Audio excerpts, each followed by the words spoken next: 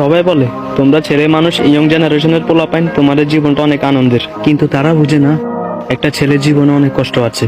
একটা ছেলে ঘরে বসে থাকলে টাইম নষ্ট করতেছে, ঘর থেকে বাইর হলে ছেলে খারাপ হয়ে গেছে, আড্ডা শিখে গেছে। যখন কোনো সমাবেশে একটা ছেলে উচিত কথা বলে তাহলে সবাই বলবে ছেলেটা একটু বেশি কথা বলে, আর যদি চুপচাপ থাকে তাহলে বলবে ছেলেটা বোকা শোকা, কোনো কথাবার্তাই বলে না। আর ঘর থেকে খরচের জন্য টাকা খুঁজলে তখন বলে তুই কবে ইনকাম করবি। আর যখন নিজে ইনকাম করে নিজের কিছু শখ আহ্লাদ পূরণ করে তাহলে সবাই বলবে বাহ সুন্দর, টাকার গরম দেখাইতেছে, টাকার অহংকার দেখাইতেছে। তারপর যদি দেশে কিছু করতে না পারে তাহলে বলবে বিদেশ চলে যা, বিদেশে অনেক টাকা ইনকাম করা যায়।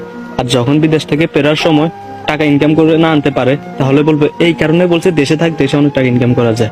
আর লাস্ট একটা ফাইনাল কথা হচ্ছে, একটা মেয়ে যদি এক ফোঁটা চোখের পানি ফেলে হাজারটা মিথ্যা কথা বলে সবাই বিশ্বাস করবে, আর একটা ছেলে যদি সারাদিন কান্না করে হাজারটা সত্য কথা বলে কেউ বিশ্বাস করবে না, যতক্ষণ ছেলেটা মারা না যাবে।